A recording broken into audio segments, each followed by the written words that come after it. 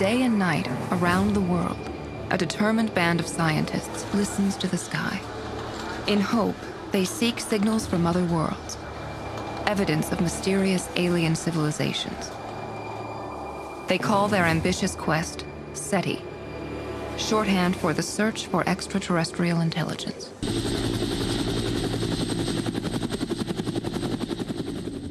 The novel Contact by the celebrated astronomer Carl Sagan is a fictional account of how the world would respond to the first confirmed message from outer space. Contact moved SETI from relative obscurity to front-page news. Sagan based the book's central character, in part, on the real-life Dr. Jill Tarter. She's a principal investigator at the SETI Institute in Mountain View, California. Tarter believes the search for extraterrestrial intelligence satisfies an ancient yearning. People really want to know, are we alone? I mean, that question is not something that we woke up 2 months ago and started asking. Humans have asked that question at least as long as recorded history. But now, there's something very different about right now today. And that's that for the first time ever, we actually now have the technology to try and do something to answer this old question. The question of alien life beyond Earth becomes urgent in the 19th century.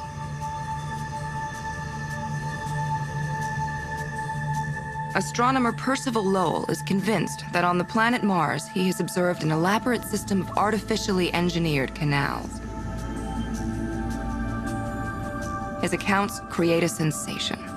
These were interpreted by Lowell as made by intelligent beings to keep agriculture alive on a dying planet.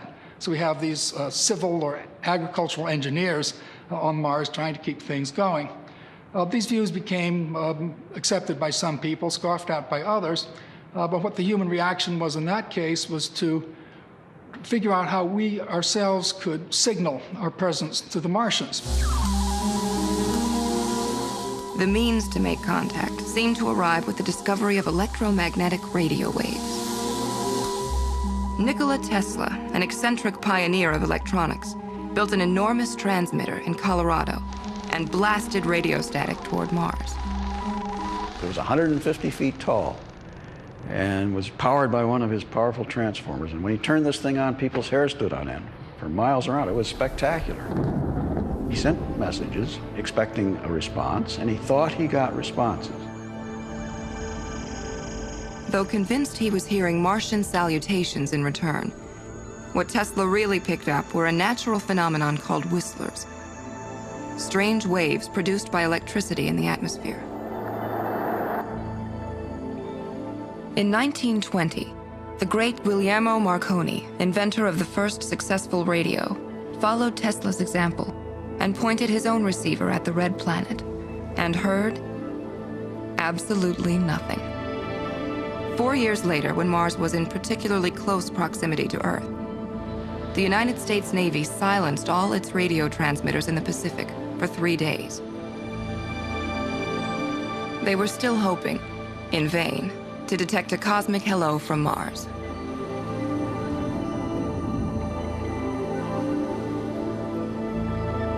Over the next 25 years, as telescopes became more sophisticated and precise, the belief in Martian civilization all but disappeared. The canals, it seems, aren't massive artificial irrigation ditches after all, but arid Grand Canyons. But at the same time, astronomers were realizing the staggering enormity of the universe. How many trillions of stars there are, the potential for planets revolving around them, planets that just might support life. There were still those who believed that radio was the stepping stone to talking with the stars. Growing up in the 1930s on the Chicago South Shore, Frank Drake immersed himself in books that transported him to magical, faraway places. When I was just a young boy, my parents told me there were other planets possibly like the Earth, and that fascinated me. You know, are there creatures there? I mean, to my mind, my little boy's mind, my first image was, oh yeah, it'll be humans, and the exact duplicates all over the place. And what's that like? And of course, I quickly learned that was not likely the case. Surely the results of the detection of extraterrestrial signals are going to be one of the most exciting things that ever happened.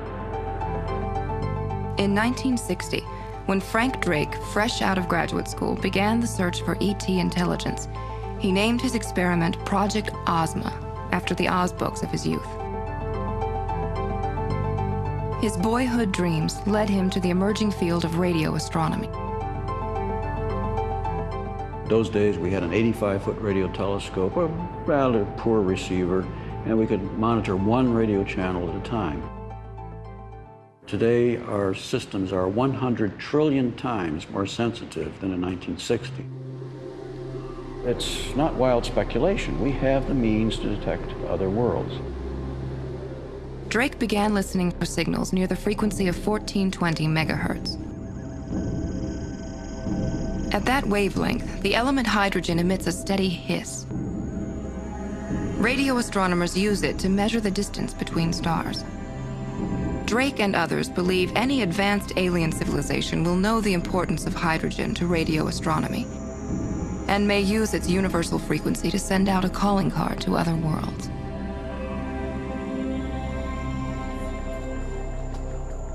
Astrophysicist Seth Shostak is the scientist in charge of public programs at the SETI Institute in California. Radio is a very good way to send information around. I mean, the aliens are probably doing all sorts of stuff, but radio is cheap. In other words, for $1 a word's worth of electricity, you can send messages from one star system to the other. We can do that. If we can do that, they can certainly do that. Project Ozma ended without a peep from outer space, but it established Frank Drake as the godfather of SETI and encouraged others to join him in his quest for the holy grail of astronomy, proof that other societies populate the universe. The Cold War rivalry between the Soviet Union and the United States ignited a race between the two nations that sent astronauts and cosmonauts hurtling above and beyond the Earth. It also fueled new interest in alien life. After all, many reasoned, if we could take these first tentative steps into the cosmos, advanced civilizations might be able to accomplish even greater feats of interplanetary travel. The space race spurred fierce competition to be the first to receive a signal from another world. Within a few years, Soviet astronomers declared victory. Discovery of a steady signal that indicated a distant alien civilization. Strangely rhythmic radio transmissions, such as never heard before, were coming from a celestial body they designated CTA-102. Everyone's excitement proved premature. What the Russians actually had found was in fact coming from what's called a quasar. They weren't hearing a big hello from the heavens, but natural radio pulses from the nucleus of a young, faraway galaxy. Undaunted, the search for extraterrestrial intelligence plunged ahead. In 1967, British astronomers announced a precisely timed radio signal coming from 4 separate places in the sky. They dubbed them LGM 1 through 4. LGM stood for Little Green Men. Another false alarm. In truth, they had discovered pulsars, dying stars that naturally emit radio pulses. No little green men, but the search was adding constantly to our knowledge of the universe.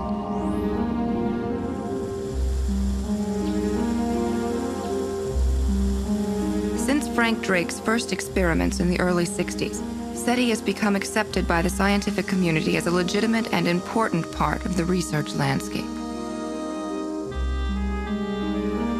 More than 60 projects around the world have concentrated on picking up that first otherworldly signal.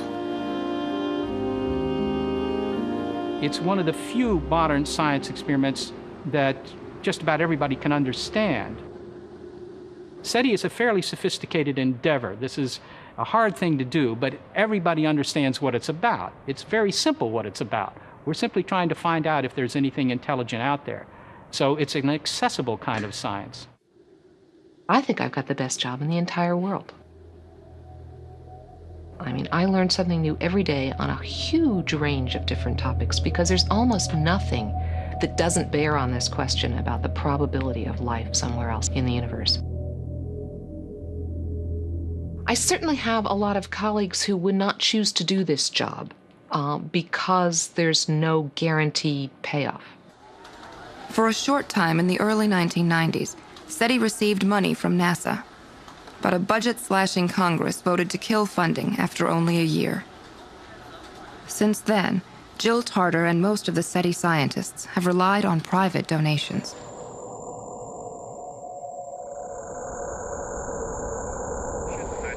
EWA 517, do you want to report a UFO? Over.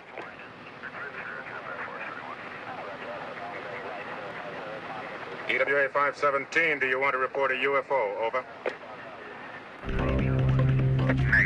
Attention from Hollywood and the public's obsession with UFOs have helped in a lot of ways,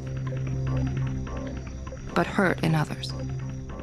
Many people think that what we do is of the same ilk, if you will, as the pseudoscience claims and the UFO claims, and they don't distinguish us. And that reduces our credibility and reduces our ability to get support and to get the respect we deserve. Although much of the public's interest has been fueled by our appetite for science fiction, the search for ET intelligence is real science. Recent discoveries in other areas of astronomy, as well as biology and physics, make the possibility of alien life more likely than ever before. If ET is out there, the odds are better than ever that we'll find him.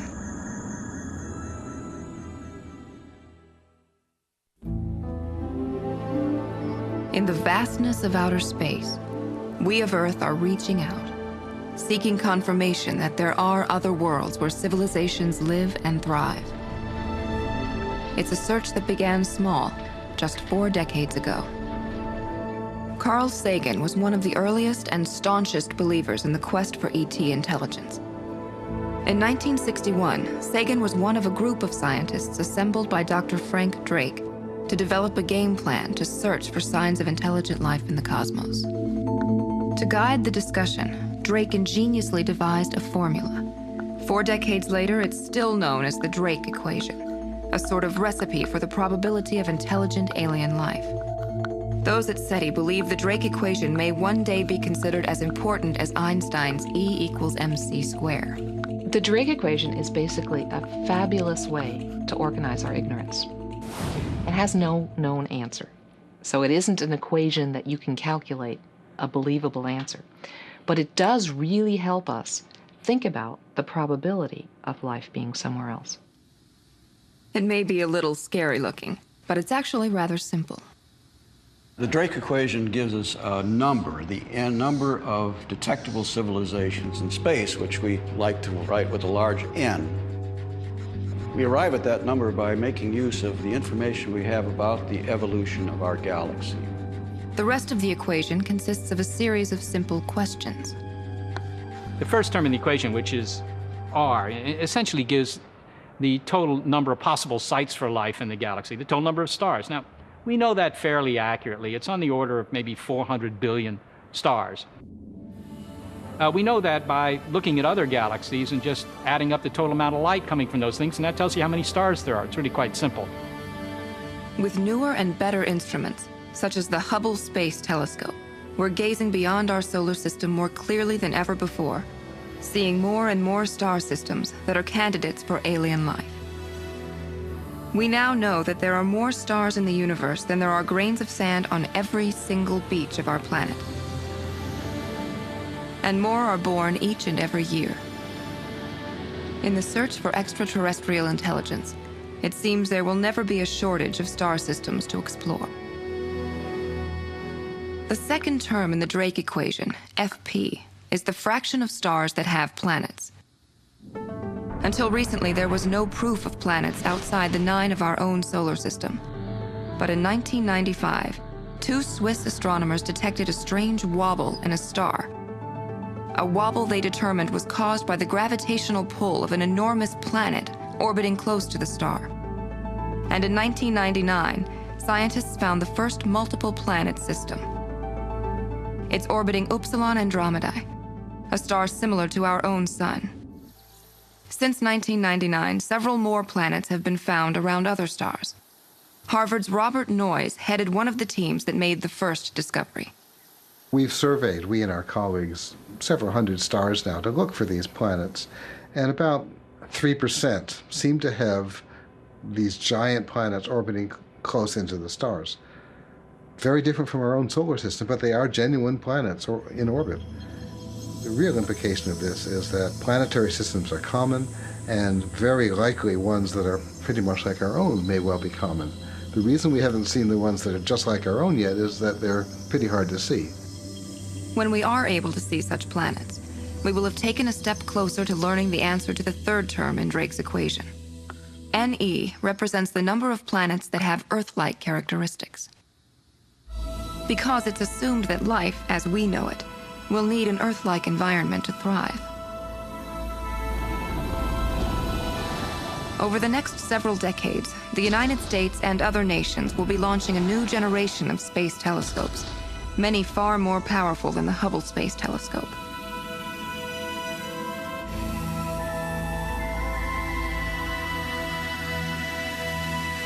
One of them, dubbed the Terrestrial Planet Finder, will specifically seek planets like our own. And the long-term goal, say in 40 years or so, is to actually be able to image an Earth-sized planet around another star out to a distance of about 40 light years. Now, it won't be a really good quality image. You'll be able to see things like continents and clouds and oceans. Certainly nothing like a spy satellite photo. But eventually, this type of capability, using very advanced telescopes, will tell us, in effect, where are the Earth-like planets? Where are the planets that look like they could harbor life or that may currently harbor life? That's the fourth term, FL, fraction of Earth-like worlds with life. Recent findings indicate that, here on planet Earth at least, life began at the very first possible opportunity. Life got started here in a cosmic eye blink. We have a cooling planetary surface and liquid water by about 4 billion years ago. And we've got life at 3.9 billion years. And maybe we can push it back farther. So it looks to me, from an astronomer's, not a biologist's point of view, that life was easy. Scientists know that organic hydrocarbons and even amino acids, the building blocks of life, are abundant in the universe. They've been found in meteorites, detected on comets, and in interstellar gas.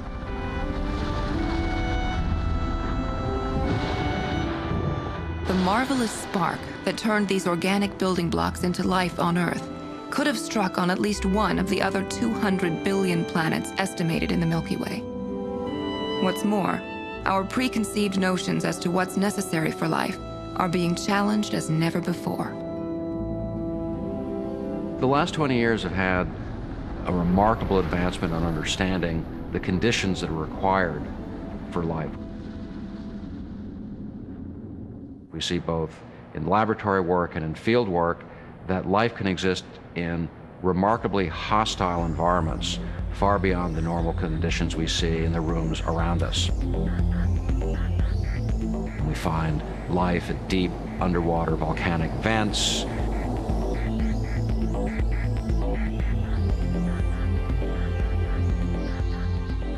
and field work by the field biologists have really expanded our understanding of where life can be found, so that a few very basic principles seem to be required for life. One needs to have some basic elements, but these are all elements that exist in great abundance throughout the universe. With these discoveries, and recent indications of water on Mars and Europa, a moon of Jupiter, the search for extraterrestrial intelligence takes on even greater urgency.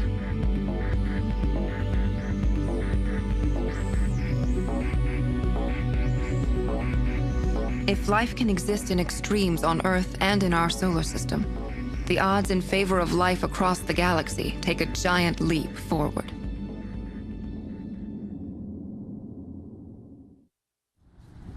Frank Drake, founder and president of California's SETI Institute, has seen the equation named after him become the standard for anyone seriously searching for aliens. With a handful of letters and symbols, the Drake equation seeks to find the number of planets with intelligent life in our own Milky Way galaxy. Drake's painstaking, objective research has silenced many of the naysayers. It's fair to say that in the astronomical community and in the scientific community at large, it's widely accepted that there's life in outer space, that there's life elsewhere. It seems more and more likely that the answer to the ancient question, are we alone, is a resounding no.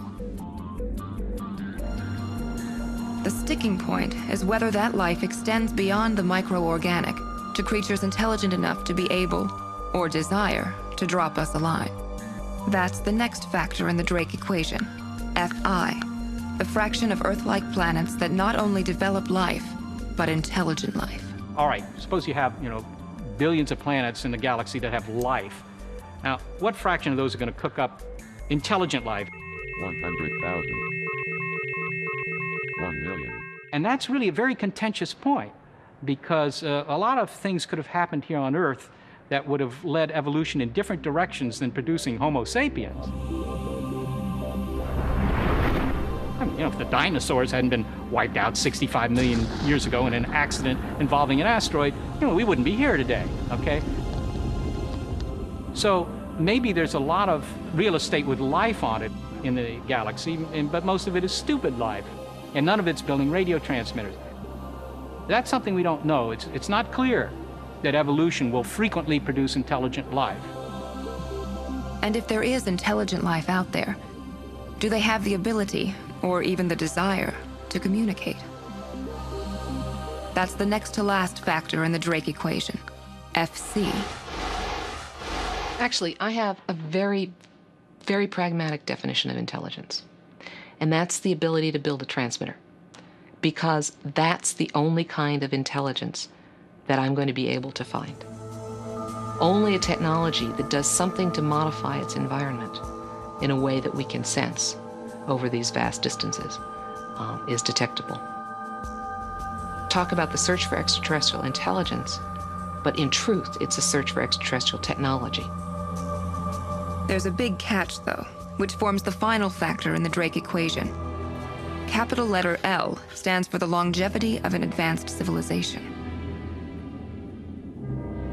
Aliens on other planets may rise to a sophisticated level of technology, but that same technology and knowledge can threaten their total destruction. We've seen the potential here on Earth. If intelligent civilizations die off quickly, there's a good chance many have risen and then vanished. Because of the rule out there in the cosmos is, once you get technological, you get dead. You destroy your environment, or you destroy your world with your technology. Then there's no one out there for us to find. If, on the other hand, the rule is that ultimately, in the long run, technology is a stabilizing influence, then those civilizations which develop technology, in fact, may become quite long-lived. And then there's a chance that we'll find someone. Put them all together, and what do you get? A possible answer to the question symbolized by the letter N, the number of intelligent worlds in our Milky Way galaxy. When we've completed this multiplication, we then, in fact, have this thing we were after in the first place, which is the number of civilizations. And if we put all this together, you will get 50,000 civilizations in our galaxy. A big number. That's a lot of cosmic neighbors. And maybe they have a taste for travel. For while astronomers continue sweeping the skies to see if we're not alone, there are many who believe, or who are ready to believe, that contact by now has been made. Aliens have come to call right here on Earth.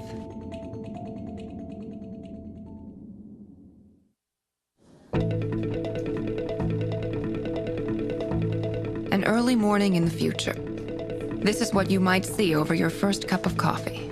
I'm standing here in Washington, D.C., and I have to say this city is just buzzing about aliens. An hour ago, the House Technology Committee voted to upload the entire text of the so-called ET report. Now, that's a report that says a highly advanced extraterrestrial civilization has been contacted. To read the entire text of the ET report yourself, click the ET icon on your screen. Now. Of course, this isn't real. None of it. Suppose, though, the search for extraterrestrial intelligence, SETI, does turn up a galactic greeting. A radio message coming from a planet orbiting one of the 500 billion stars in the Milky Way. There are going to be some people, of course, who are upset. There are going to be some groups that are claiming, you know, this is the apocalypse, and other groups that are saying this is our salvation and so forth. Probably it wouldn't affect me too much. It's kind of, you know, it's one of those national things that, you know, kind of happens, but really won't, I don't think, affect my life too dramatically. I'd like to go on the ship and see space, and to see them as well, to see what they're like and to meet with them and to find out what they're about. I think there is life out there on another galaxy or another planet, somewhere in some form. And I think if we contacted it, that would be really great. But you know, I think it would be very frightening, because I think if we got a signal from someplace else, or there was an alien being here and people discovered it was alien, it would frighten people. I wouldn't like it. I would be scared, I think. I would be astounded, I think.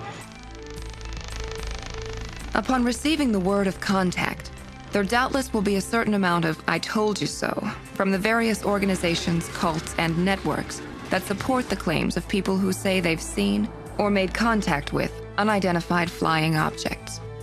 Pop culture historians Jane and Michael Stern are convinced that this belief in UFOs and aliens on Earth provides entertainment and distraction from our dull daily lives.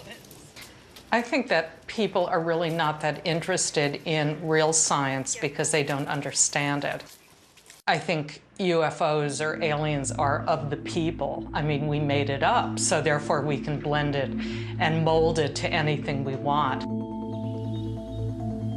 Just the notion of anything being out there in the universe that is not human is so much more exciting than finding a new hip replacement. Real science is boring, and UFOs and aliens is a lot of fun. Well, the point is that with UFOs and aliens, the sky is literally the limit. Aliens and UFOs are capable of anything, but it all gives us something to believe in beyond ourselves, which I think human beings always crave. We need to know beyond us. There's a very concrete precedent.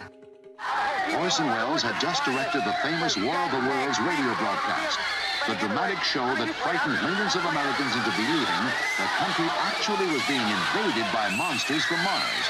It was Halloween night. Orson Welles created a radio program which mimicked live reports from the field, in which the reporters told people that tubes had landed near Grover's Mill, New Jersey, that Martians had emerged from the tubes, that they had annihilated the New Jersey State Militia, which was the National Guard of the time. They were advancing on New York City, and they were in the process of annihilating everything that came in their path. Many people were fooled by this, and indeed it caused a certain amount of panic. War of the Worlds was 100% entertainment masquerading as news. When it was exposed as such, everyone thought this is one of the great hoaxes of the century. We now have maybe 95% entertainment masquerading as news. And the fact that we know that doesn't seem to make a difference.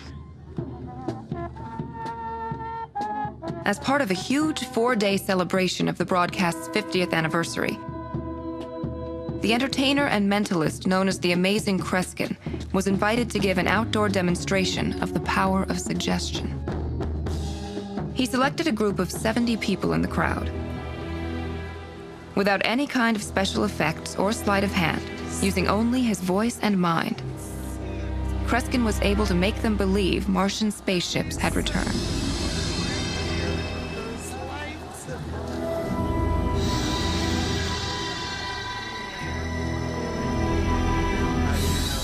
I spied one of the subjects on stage. It was a lady in her 80s.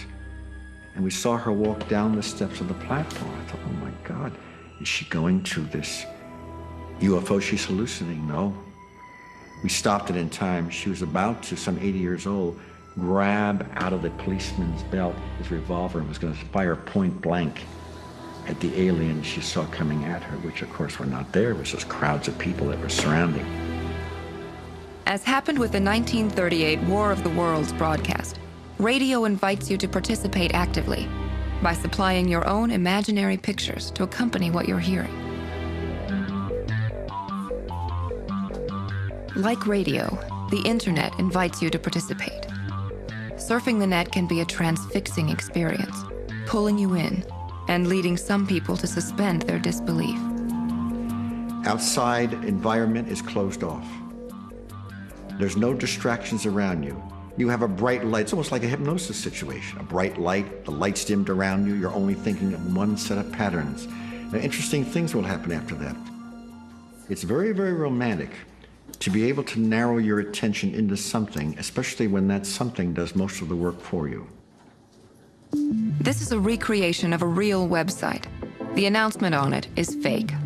There have been hoaxes. There was a big internet hoax in the fall of 1998 involving a star that we had looked at, EQ Pegasi, that I had written up for an internet site, actually, and some fellow in Britain apparently put on his site that he had used a backyard antenna and had found real signals coming from this thing. That was interesting, too, to find out how even stories that, if you look at them at all critically, don't hold up, still carry a certain amount of weight with a large fraction of the public.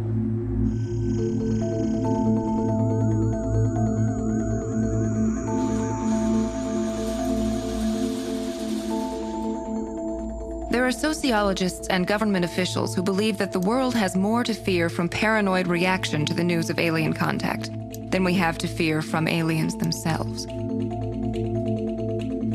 What you would find is a fair number of people entering into advanced preparation, laying in food, their own water supply, medical supplies, being armed, figuring out how to communicate with one another with all of the phone lines down and things.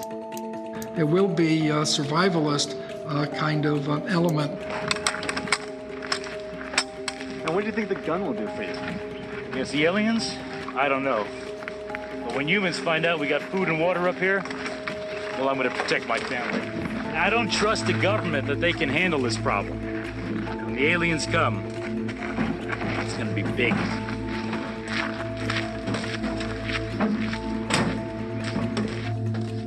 Do keep in mind that there's no danger in picking up the signal. After all, I mean, if I pick up my favorite DJ on my car radio, I'm not worried that that DJ is going to, jump into the front seat with me and start molesting me or anything like that. I mean, just picking up a signal is completely passive sort of effort, and there's no danger there. Although so far there have been no fully documented close encounters, it's impossible to keep people from believing. Pop culture will trump hard science every time.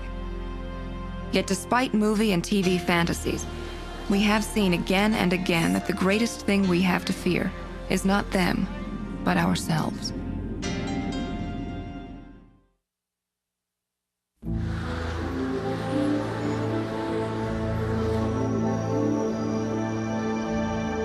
Mass media continues to feed and exploit our unending appetite for both science fiction fantasy and the truth about the existence of extraterrestrial intelligence. Now, though, the scientists searching for intelligent life in the universe have become media savvy themselves. There's obviously a really strong interest in the public in the question of whether there is extraterrestrial life. There's a lot of interest in the sort of paranormal aspects of that, like UFOs and crop circles and abductions. And what we're doing is giving people a chance to actually work on the scientific end of the problem. Dave Anderson and his colleagues at the University of California, Berkeley, have enlisted the help of 500,000 volunteer private citizens around the world to help search the heavens for the ultimate hailing signal. They call it SETI at Home.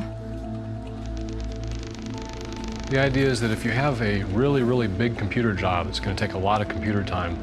You can either make your computer faster, or you can divide the problem up into pieces that can run on different computers in parallel. It's kind of like having a lot of people working on one problem at the same time. We record the data at the world's largest telescope, and then we break it up into little pieces. Everybody gets a little piece of the sky and a small frequency band to analyze. These small work units, we call them, these little chunks of work that we break up from our data at the telescope, are sent over the internet to people with these screensaver programs.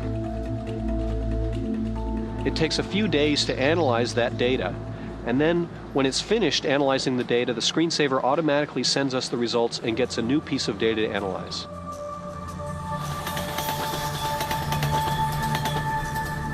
If SETI at Home succeeds in picking up an alien wake-up call, some ordinary citizen somewhere in the world may be credited with the success.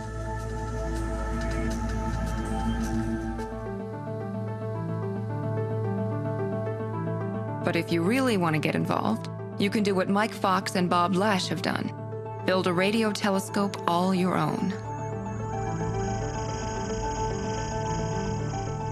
The name of this amateur radio telescope system is BAMBI, which is an acronym for Bob and Mike's Big Investment, and it certainly was a big investment for us. This is an ordinary 8.5-foot satellite antenna dish that normally would be used for satellite TV reception. What's different, though, is what happens once it gets inside the house. There we have no satellite reception equipment at all. It's all entirely designed for SETI work. Right now, in the average home, you probably have more powerful computers than all of NASA combined during the moon landings. And so that gives us a huge advantage, and with a very low cost. Anybody who has the technical skills and wants to replicate a system like ours could do it probably in under $5,000.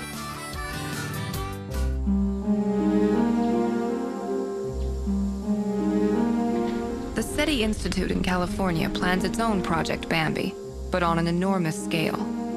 For years, the Institute has relied on the kindness of radio astronomers around the world, borrowing telescope time whenever possible.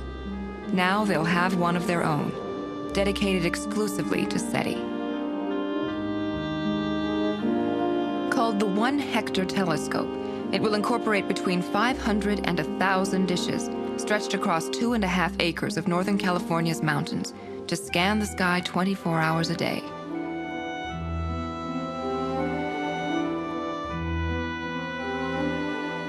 Occasionally we have gotten excited.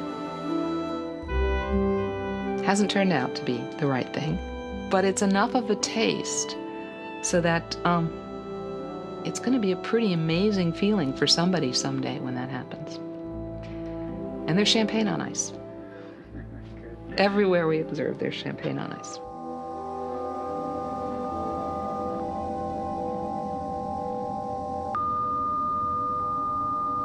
As time passes and conditions become more favorable for success, folks like Jill Tarter, Frank Drake, and Seth Shostak face a dilemma like the proverbial dog chasing a car.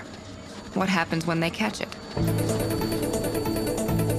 What happens when they finally hear the signal that has eluded them for so long? All right, here's the scenario. We picked up this signal, and you know, it's going to take a little bit of time to actually verify it. It's hard to estimate, but on the basis of signals that we've gotten that have had us fooled for a while, I suspect it would take on the order of 1 or 2 days for us to feel confident ourselves that this was the big one. So we have to get an independent group to see if they can verify it with a different telescope and a different set of software, different set of instruments, and so on. If they can independently see this signal, there are ways to make sure it's coming from a long distance and check it out thoroughly. Then an announcement will be made.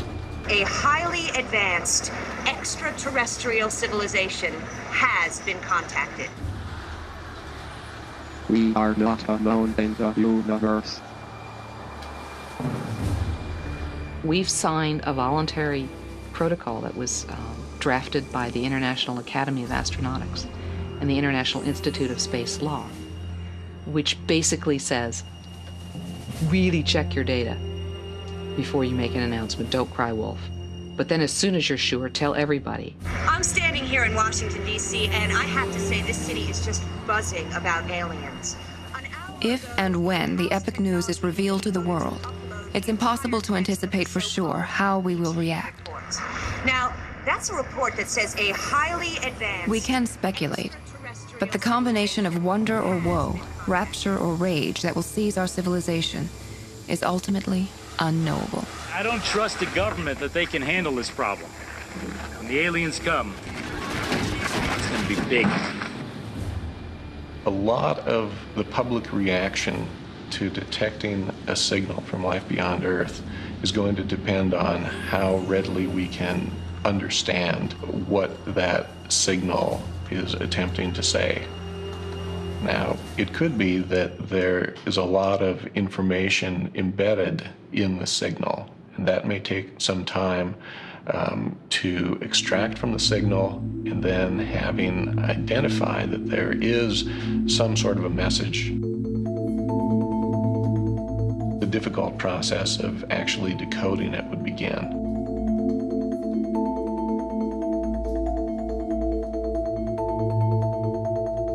If civilization is sending us a deliberate signal, it will be probably sent anti-cryptographically. That means it'll be easy to decode. It'll have language lessons, lots of pictures. They will make it intentionally easy for us to understand the message.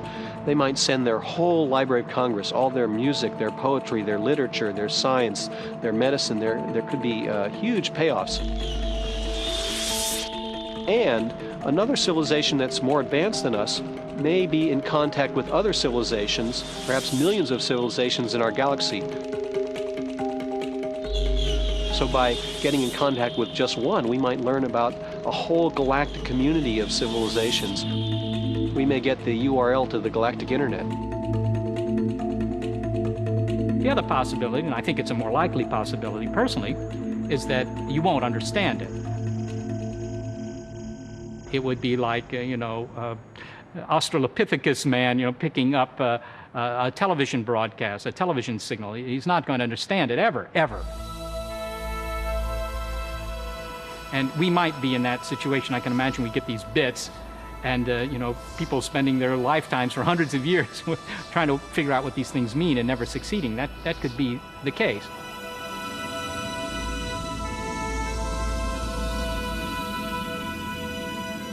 If such a signal is ever received, should we respond? In the United States, in principle, any radio amateur, any TV station, anybody can transmit a response. Of course, this has people worried that somebody will give a response which is embarrassing to us or provocative or aggressive or something like that. But right now, there is no international organization that has the license, so to speak, to be in charge of any response. If these guys are 1,000 light years away, what's the hurry? I mean, at least you can deliberate this for a while, and it's been suggested that you should do that. Maybe get the United Nations together and have some message that represents all of humankind. Well, I mean, that sounds good. Who could argue with that? But, you know, as a practical matter, it isn't going to work that way. To begin with, we've already sent our message into space. You know, I Love Lucy, Mr. Ed, they're already out there, okay? I just can't imagine all humankind responding as one. That's not the way we operate, is it now? I mean, I suspect that anybody with the ability to build a transmitter and with a backyard antenna is going to try sending their own personal philosophies into space. Together into one place, and let the dry land appear. It was so. And God called the dry land. We must also accept the possibility that the signal will not come in our lifetime, or our children's, or ever. Yet there's a well-known saying in the world of searching for extraterrestrial intelligence. Absence of evidence is not evidence of absence. They may not be very interested in us.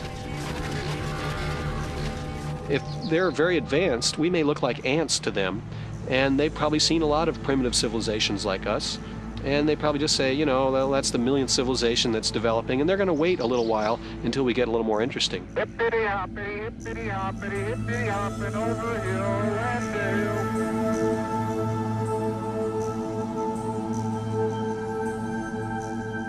Carl Sagan, the scientist who captivated Americans with the wonders of astronomy, believed the search for ET intelligence was important, whether we ever locked onto a signal or not.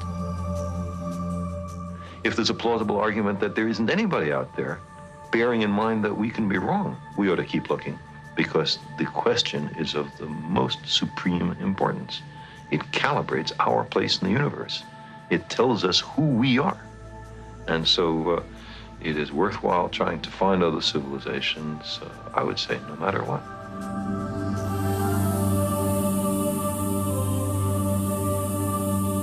Aliens may not exist. They may be ignoring us until we grow up, or they may be quietly observing us. They may even be waving frantically to get our attention, and we haven't noticed. Yet. If we ever do make contact, we can be sure that our response and range of emotions will be as varied as humankind itself. Until that day, we must remain wary of hyperbole and hoaxes. View all claims with healthy skepticism, yet at the same time, prepare ourselves for the most earth-shattering news in history. We truly are not alone.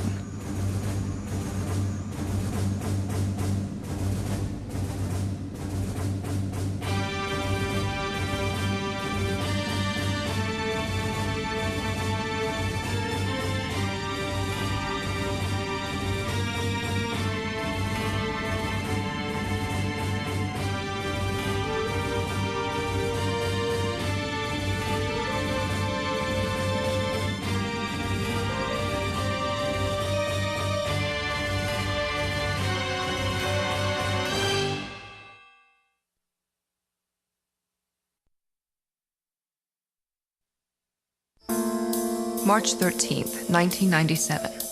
It's about 8:30 on a clear desert night in Phoenix, Arizona.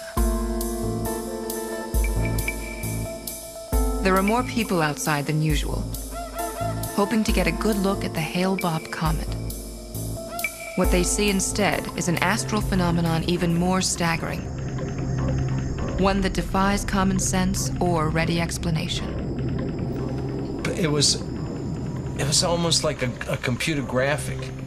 Yeah, and it was so big too, you know, and it didn't make a sound. It was like 2 football fields or something. It was very, very big. About 2 football fields long. Yeah. I had a Polaroid camera, but that wouldn't have done anything. I had no camcorder. I had no film in my 35 millimeter. So I said to Bobby, go into record mode. Don't miss anything. This is not normal. The Lee family, with hundreds of others, claimed to have seen a craft so big it blotted out the stars. Others saw a series of orbs that glowed with a bright yet subtle light. Take a look at this. Nobody could deny that something was there. Oh my God. Because it was independently seen and independently photographed by people who had not previously been in contact with each other. Seeing is believing. And I've seen it, and I've documented it on film. But I'm a believer now. I believe somebody else is visiting us from somewhere. These are some kind of beings from other worlds, from other planetary systems that have such advanced technology that they have conquered vast distances. And the question arises, if they exist, what do we do about it? Well, the obvious answer is you try to go visit them. And so we're starting to take the first basic technology and research steps today that might enable us someday to go visit other planets like the Earth.